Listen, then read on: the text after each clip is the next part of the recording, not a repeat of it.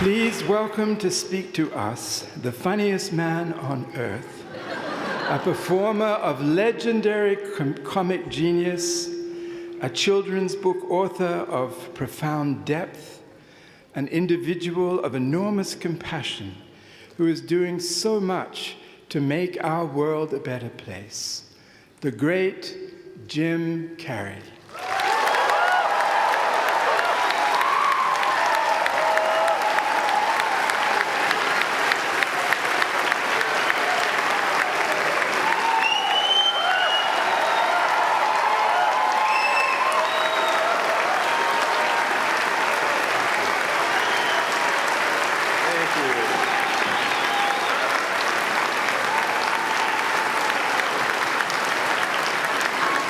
What are you sitting down for? I was going to milk that for a while. You guys can stretch that out in post, right? You can make that longer in the edit. Thank you, Bevin. Thank you all. Jai Guru Dev.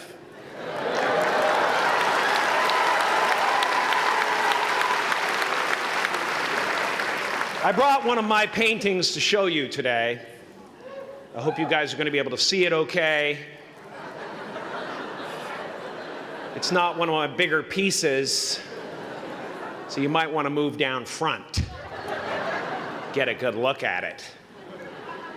Faculty, parents, friends, dignified guests, graduating class of 2014. And all the dead baseball players coming out of the corn to be with us today. After the harvest, there's no place for them to hide. Fields are empty. There's no cover there. I'm here to plant a seed today, a seed that will inspire you to move forward in life with enthusiastic hearts and a clear sense of wholeness. The question is, will that seed have a chance to take root? Or will I be sued by Monsanto and forced to use their seed?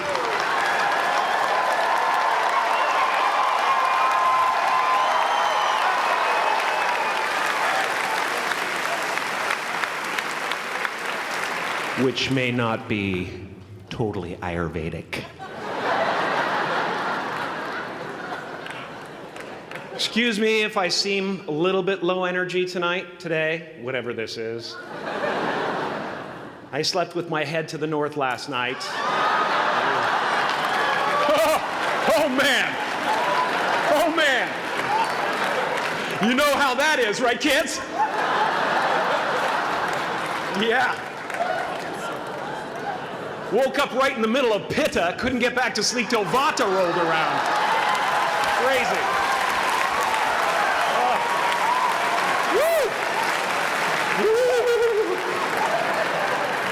But I didn't freak out, you know. I used that time to eat a large meal. Connect with someone special on Tinder. Because life doesn't happen to you, it happens for you. How do I know this? I don't, but I'm making sound, and that's the important thing. That's what I'm here to do. Sometimes I think that's the only thing that's important, really, you know? It's just letting each other know we're here. You know? Reminding each other that we're part of a larger self. I used to think Jim Carrey is all that I was. Just a flickering light, a dancing shadow, the great nothing masquerading as something you can name. Seeking shelter in caves and foxholes dug out hastily, an archer searching for his target in the mirror, wounded only by my own arrows. Begging to be enslaved, pleading for my chains, blinded by longing and tripping over paradise. Can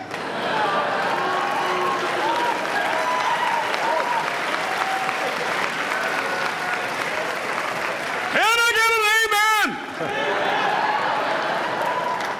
amen? You didn't think I could be serious, did you? I don't think you understand who you're dealing with. I have no limits.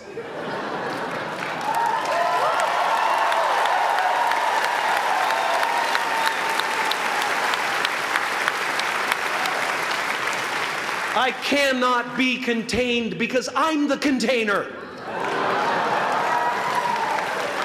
You can't contain the container, man. You can't contain the container. I used to believe that who I was ended at the edge of my skin, that I had been given this little vehicle called a body from which to experience creation. And though I couldn't have asked for a sportier model, it was, after all, a loaner and would have to be returned.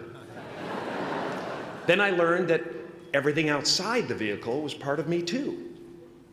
And now I drive a convertible.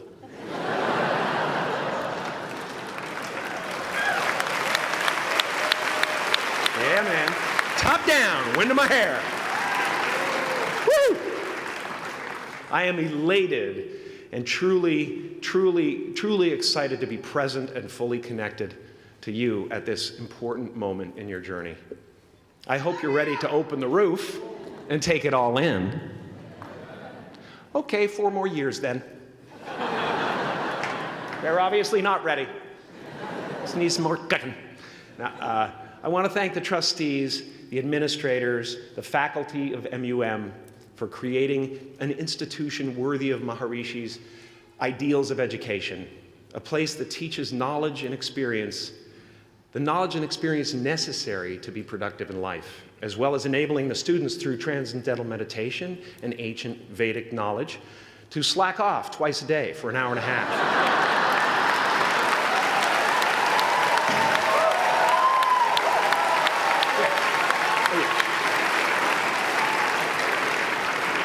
Don't think you're fooling me. But I guess it has some benefits. It does allow you to separate who you truly are and what's real from the stories that run through your head. You have given them the ability to walk behind the mind's elaborate set decoration and to see that there's a huge difference between a dog that is going to eat you in your mind and an actual dog that is going to eat you.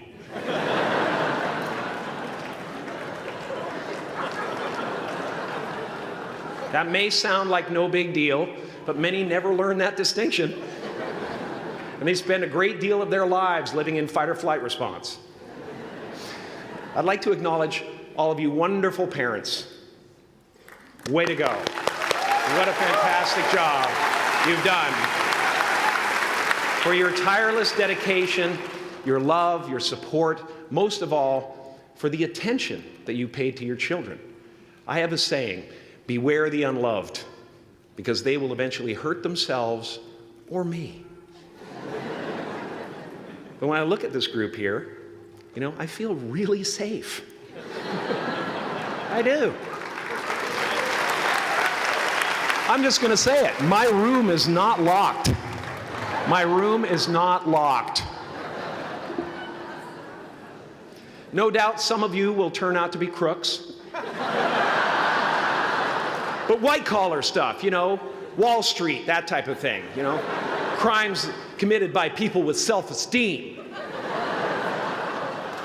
Stuff parents can still be proud of in a weird way.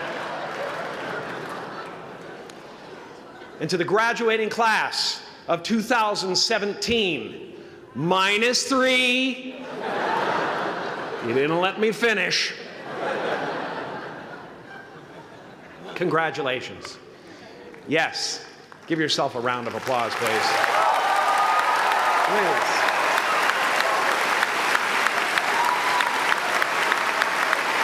Yeah.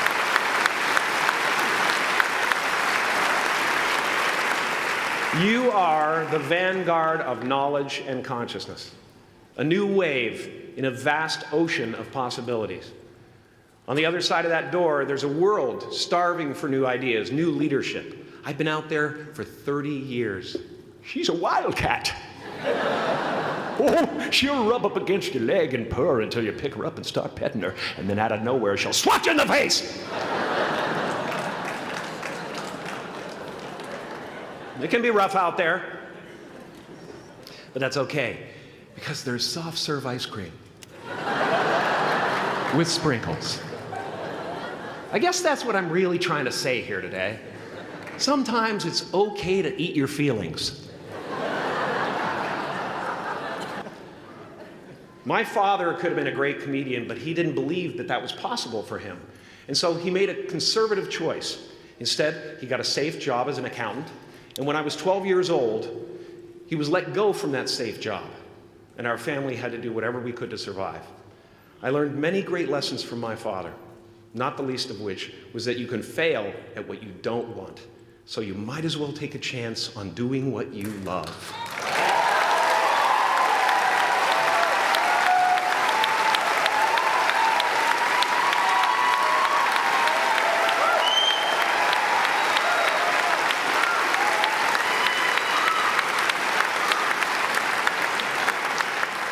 It's not the only thing he taught me, though.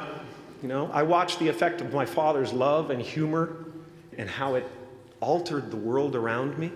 And I thought, that's something to do. That's something worth my time.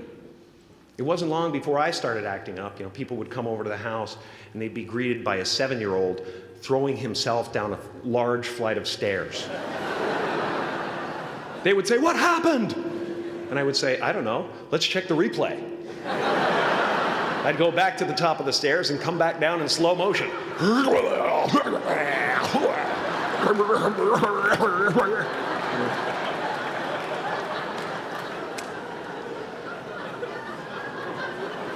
It was a very strange household.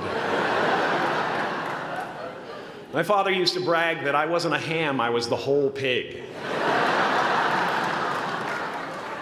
And he treated my talent as if it was his second chance. When I was about 28, after a decade as a professional comedian, I realized one night in LA that the purpose of my life had always been to free people from concern, just like my dad. And when I realized this, I dubbed my new devotion the Church of Freedom from Concern. The Church of FFC.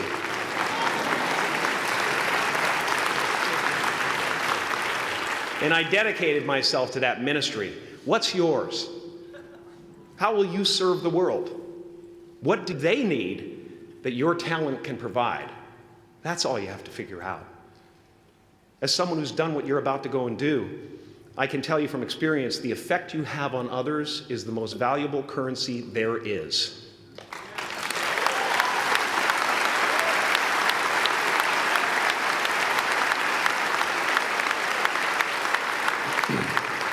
Because everything you gain in life will rot and fall apart, and all that will be left of you is what was in your heart.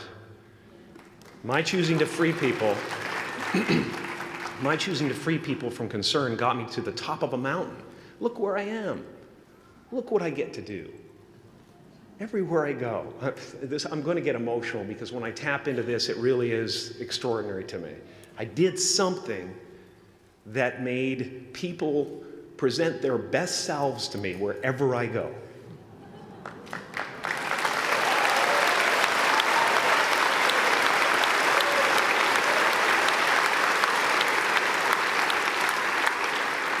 I am at the top of the mountain, and I was, and the only one I hadn't freed was myself, and that's when my search for identity deepened.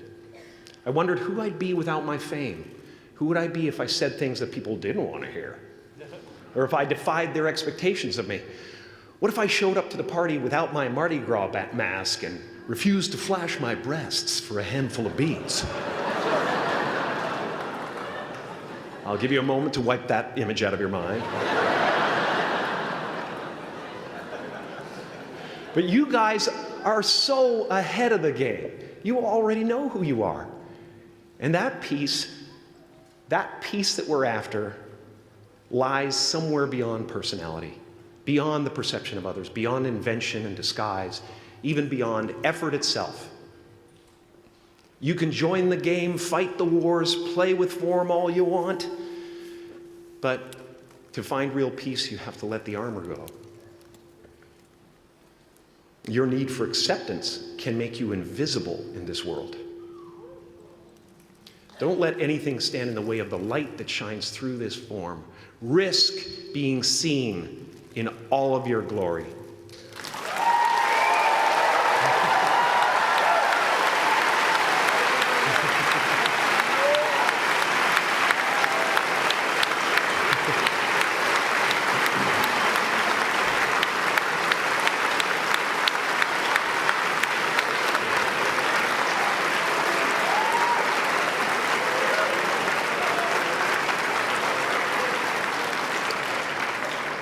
It's not big enough.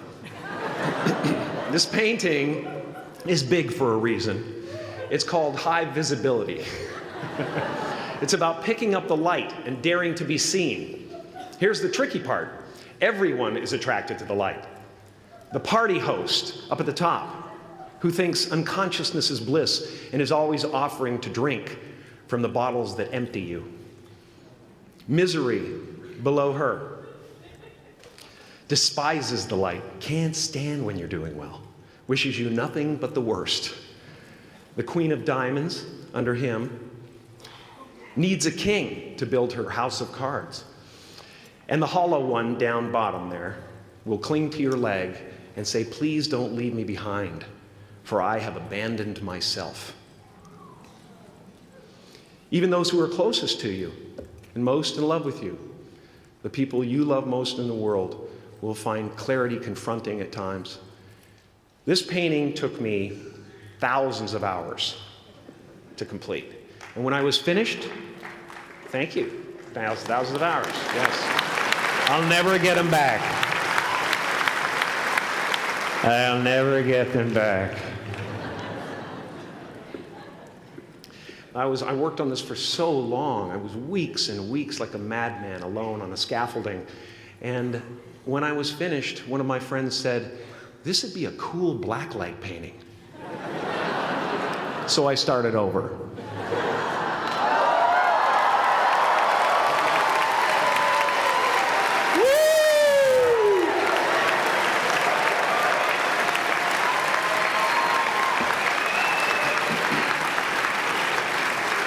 Welcome to Burning Man.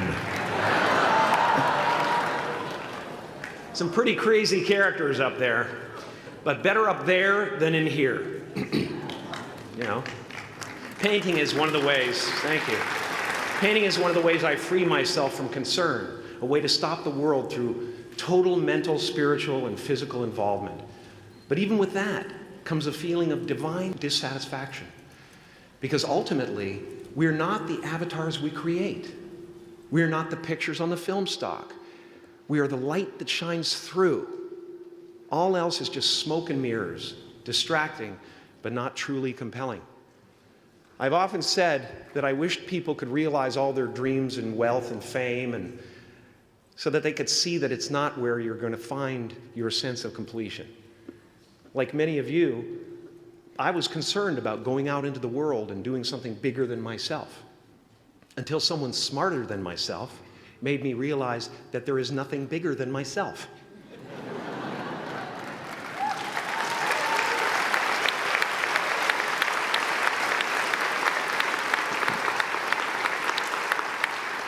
My soul is not contained within the limits of my body. My body is contained within the limitlessness of my soul, one unified field.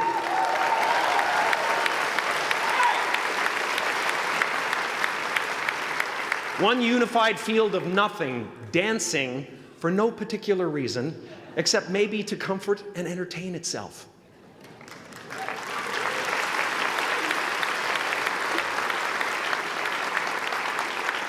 As that shift happens in you, you won't be feeling the world, you'll be felt by it, you'll be embraced by it. Now I'm always at the beginning. I have a reset button, and I ride that button constantly. Once that button is functioning in your life, there's no story that the mind could create that will be as compelling. The imagination is always manufacturing scenarios, both good and bad, and the ego tries to keep you trapped in the multiplex of the mind.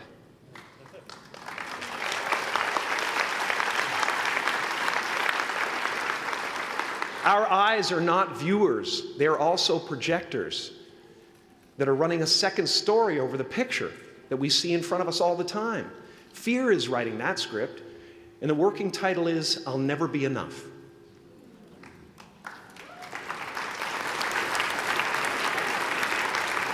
Now you're going to look at a person like me and say, how could we ever hope to reach those kind of heights, Jim?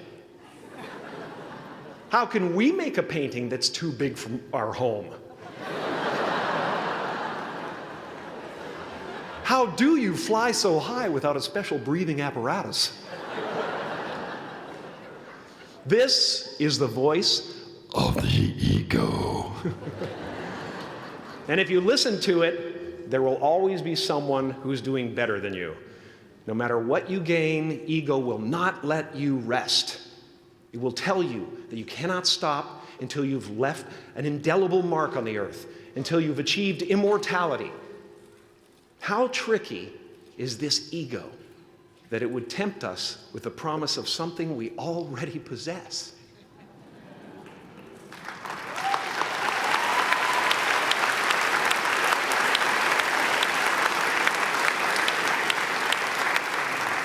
So, I just want you to relax. You know, that's my job. Relax and dream up a good life. I had a substitute teacher from Ireland in the 2nd grade that told my class during morning prayer that when she wants something, anything at all, she prays for it and promises something in return, and she always gets what she wants. Well, I'm sitting at the back of the classroom, you know, thinking, wow, my family can't afford a bike, you know. So I went home and I prayed for one. And I promised I would recite the rosary every night in exchange. Broke that promise. But 2 weeks later, I got home from school to find a brand new Mustang bike with a banana seat and Easy Rider handlebars. Yeah. From fool to cool.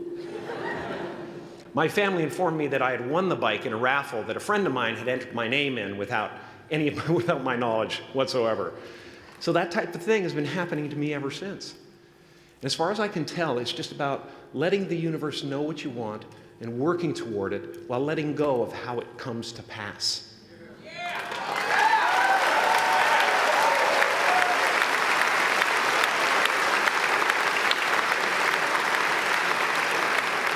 Your job is not to figure out how it's going to happen for you, but to open the door in your head. And when the door opens in real life, just walk through it.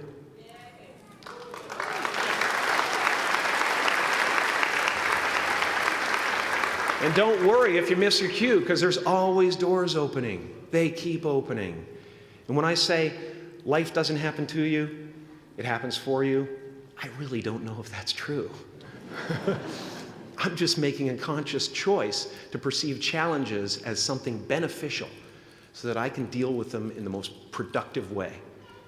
You'll come up with your own style. That's part of the fun. Oh, and why not take a chance on faith as well?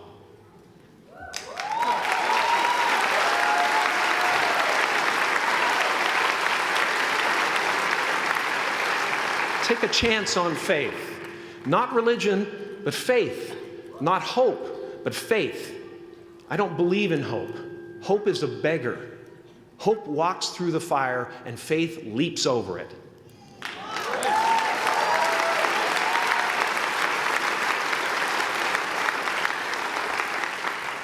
You are ready and able to do beautiful things in this world.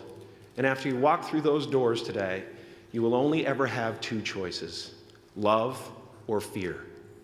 Choose love, and don't ever let fear turn you against your playful heart. Thank you so much. Thank you, Dad. I'm so honored.